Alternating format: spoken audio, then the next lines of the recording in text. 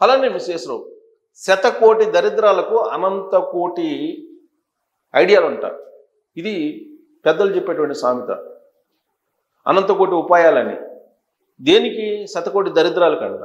అలానే ఇప్పుడు సమాజం ఎటు వెళ్తుందంటే కలియుగంలో ఏది జరగలేదు, ఫలానిది జరగదు అని చెప్పి చెప్పలేనటువంటి పరిస్థితిలో ఉంది.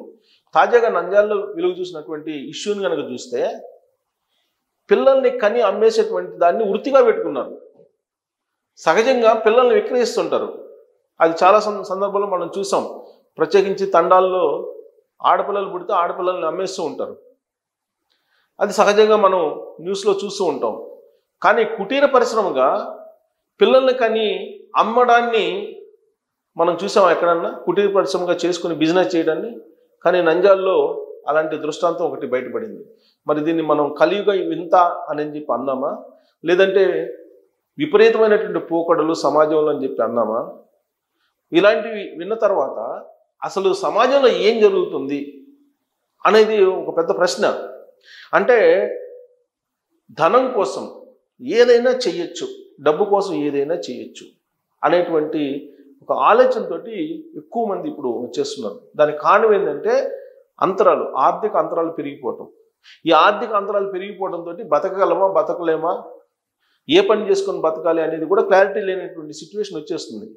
ఎందుకంటే రీసెంట్గానే వచ్చింది కదా, నేను ఆల్రెడీ వీడియో చేసి చూపించాను. భారత సంపద 62% సంపద 1% ఉన్నటువంటి కుబేర్లకు వెళ్ళిపోతుంది. మిగిలినటువంటి 38% సంపదని 99% మంది పంచుకోవాల్సి వస్తుంది. ఇలాంటి పరిస్థితుల్లో లేనటువంటి వాడు బతుకు మీద భద్రత లేనటువంటి పరిస్థితికి వచ్చేస్తున్నాడు. దాంట్లో నుంచి పుట్టినటువంటి విపరీతమైనటువంటి ఆలోచనలే ఇలాంటివి. సహజంగా పడుపు వృత్తి చేస్తూ ఉంటారు, అంటే వేసలుగా మారి డబ్బులు సంపాదించుకుంటూ ఉంటారు. డబ్బు కోసమే శరీరాన్ని అమ్ముకునేటువంటి వాళ్ళని మనం చూసాం. అలాగే డబ్బు కోసం లేదంటే పిల్లల్ని పెంచలేము అనేటువంటి ఒక అభద్రతాభావంతో పుట్టిన తర్వాత పిల్లల్ని విక్రయించేటువంటి వాళ్ళని చూసాం.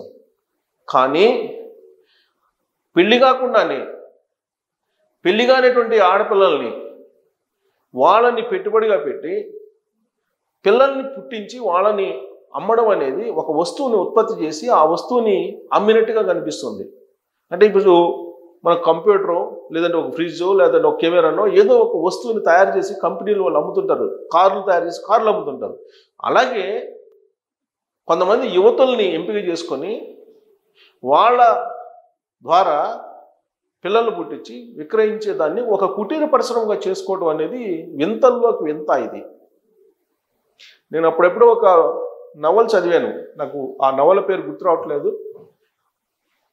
ఆ నవల్లో ఒకరు రాస్తారు, ఏం రాస్తారంటే సైన్యం బలంగా ఉండాలంటే సైనికులు వీర్యం తీసుకొని మహిళలకి ఇంజెక్ట్ చేసి ఆ వీరత్వం ఉన్నటువంటి వాళ్ళని తయారు చేసి ఒక పెద్ద బలమైనటువంటి సైన్యాన్ని చేసి యుద్ధానికి వెళ్తుంటారంట ఒక రాజు. ఇది ఒక నవల్లో రాశారు. ఇప్పుడు మనం చూస్తే కనుక ప్రపంచవ్యాప్తంగా మనం సరోగసిని వింటున్నాం, అద్దె గర్భాన్ని తీసుకుంటున్నటువంటి వాళ్ళని విన్నాం, IVF ద్వారా పిల్లల్ని పుట్టించుకుంటున్నటువంటి వాళ్ళని చూస్తున్నాం, వివిధ మార్గాల ద్వారా పిల్లల్ని కనేటువంటి వాళ్ళని చూస్తున్నాం.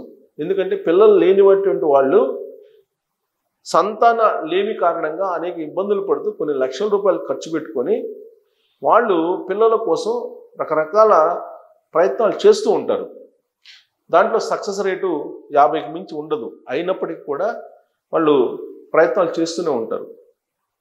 కానీ ఇక్కడ చూస్తే కనుక దీన్ని ఒక వ్యాపారం కింద చేసుకుంటున్నారు.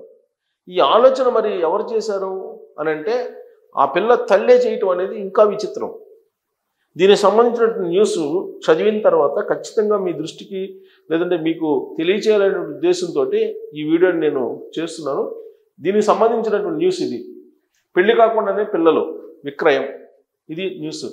ఇది చదివిన తర్వాత అసలు ఇలా కూడా జరుగుతుందా సమాజంలో అని ఆశ్చర్యపోవాల్సినటువంటి పరిస్థితి. ఇప్పటికే ఇద్దరు నమ్మినట్లు సమాచారం. 3వ శిశువుకి జన్మనివ్వడంతో వెలుగులోకి, పెళ్లి కాకుండానే ఓ మహిళ బిడ్డకు జన్మనివ్వడం, ఆమెకు అప్పటికే 2 ప్రసవాలు చేసినట్లు ప్రభుత్వ ఆసుపత్రి సిబ్బంది చెప్పడంతో అంతా కంగు తిన్నారు. బిడ్డలను కని విక్రయించడమే వారి వ్యాపారం అని స్థానికులు అంటున్నారు. నంద్యాల జిల్లా నందికొట్కూరు సామాజిక ఆరోగ్య కేంద్రంలో గురువారం జరిగిన ఈ ఘటన కలకలం రేపుతుంది. నందికొట్కూరు మండలం కొన్నిదేల గ్రామానికి చెందిన ఓ కుటుంబం పట్టణంలోని హాజీనగర్ కాలనీలో ఉంటుంది. ఈ దంపతులకు 2 ఆడపిల్లలు ఉన్నారు.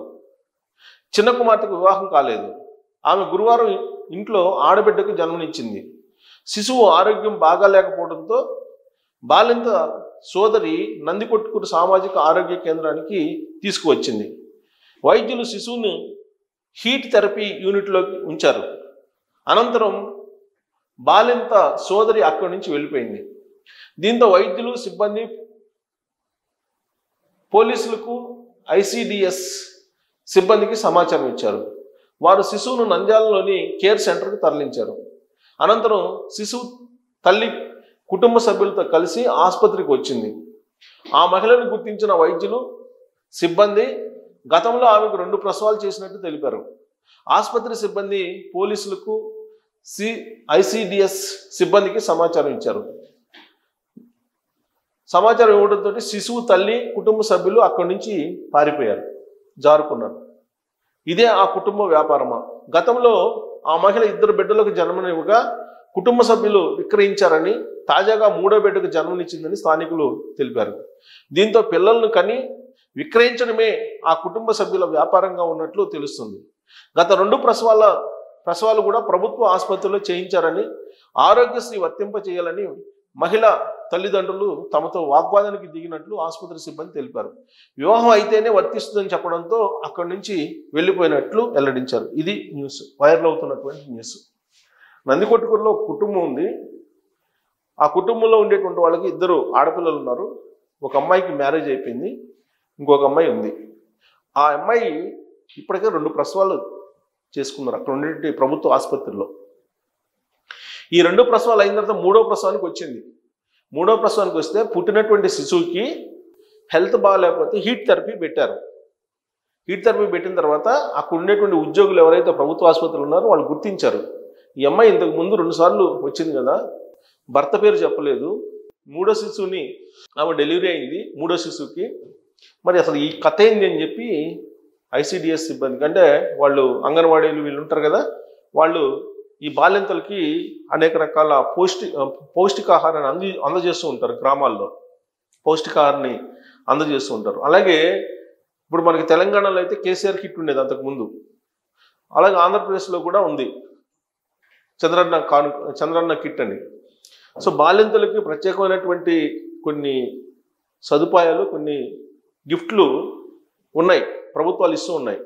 ఆంధ్రప్రదేశ్ ప్రభుత్వం ఇస్తుంది, తెలంగాణ ప్రభుత్వం కూడా ఇస్తుంది. అక్కడ 2 పిల్లల్ని పెళ్లి కాకుండానే కానీ మూడవ బిడ్డకి జన్మనిచ్చినటువంటి అమ్మాయి భర్త పేరు ఏంటనేది చెప్పట్లేదు. భర్త పేరు చెప్పకుండా 3 కాన్పులు చేశారు. అసలు ఇంతకీ ఏం జరుగుతుందనేది ఎంక్వైరీ చేస్తే పోలీసులు, ఐసిడిఎస్ సిబ్బంది వాళ్ళు పిల్లల్ని కని అమ్మేటువంటి వ్యాపారాన్ని ఒక వ్యాపారంగా మలుచుకున్నారు. పిల్లల్ని కనడం, అమ్మడం అనేది ఒక వ్యాపారంగా మలుచుకున్నారు. దీనికి కారణం ఏంటంటే ఇప్పుడు ఫర్టిలిటీ ప్రాబ్లం ఎక్కువైపోయింది. అంటే పిల్లలు పుట్టినటువంటి వాళ్ళ సంఖ్య ఎక్కువైపోయింది. వాళ్ళు కొన్ని లక్షలు పెట్టైనా సరే తీసుకుంటున్నారు పిల్లల్ని. బహుశా ఆ వ్యాపారం బాగుంది, 2 సంవత్సరాలకు ఒక శిశువుని కన్నప్పటికి కూడా 2-3 లక్షలు వస్తాయి. అదే ఎక్కువ పేదలకి, పేదరికంలో ఉన్నటువంటి వాళ్ళకి అదే ఎక్కువ. సో దీన్ని నేను ఏ కోణం నుంచి చూస్తున్నానంటే, దీన్ని ఒక వింత కింద కాకుండా పేదరికం అనేది ఎంత భయంకరమైనటువంటి ఆలోచనలు, భయంకరమైనటువంటి మార్గాలకు తీసుకెళ్తుంది అనేదానికి ఒక ఉదాహరణగా నాకు ఈ ఆర్టికల్ చదివితే అనిపిస్తుంది. నిజంగా వాళ్ళకి అంత పేదరికం లేకపోతే ఆ విధంగా బిడ్డల్ని కనడం, విక్రయించడం అనేది చెయ్యరు. ఇప్పుడు మనం చికెన్ కోసం కోళ్ళను పెంచి కోస్తూ ఉంటారు. ఆ టైపులో పిల్లల్ని కని అమ్మడం అనేది అంత ఈజీ కాదు. మరి పేదరికంలో ఉన్నటువంటి వాళ్ళు పెళ్లిగానేటువంటి అమ్మాయి చేత వాళ్ళ తల్లిదండ్రులే ఈ విధంగా చేయిస్తున్నారంటే వాళ్ళ పేదరికం అనేది ఏ స్థాయిలో ఉందనేది ఒకటి. 2, ఈ సమాజం ఇలాంటివి చూసిన తర్వాత అసలు ఏం జరుగుతుంది సమాజంలో అని ఆలోచించాలి. దీనికి కారణం ఏందని ఆలోచించాలి. ఉన్నటువంటి వాడు మరింత సంపాదిస్తున్నాడు, లేనటువంటి వాడు ఇంకా కిందకి వెళ్ళిపోతున్నాడు. ఈ ఆర్థిక అంతరాలు అనేది ఇప్పుడు ఇలాంటివి చూస్తున్నాం. రాబోయే రోజుల్లో ఏమవుతుందంటే ఎవడైతే ఉన్నాడో వాడిని కొడతారు, వాళ్ళ మీద దాడులు చేస్తారు. మనం చూసాం, చాలా చూసాం, సోమాలియాలో కానీ ఇలాంటి చోట్ల చూసాం మనం. మరి ఈ ఇన్సిడెంట్ చూసిన తర్వాత మీకు అనిపిస్తున్నటువంటి కోణం ఏంటి, ఎందుకు ఈ విధంగా చేస్తున్నారు అనే దాని మీద మీరు కామెంట్ చేయొచ్చు. Thank you.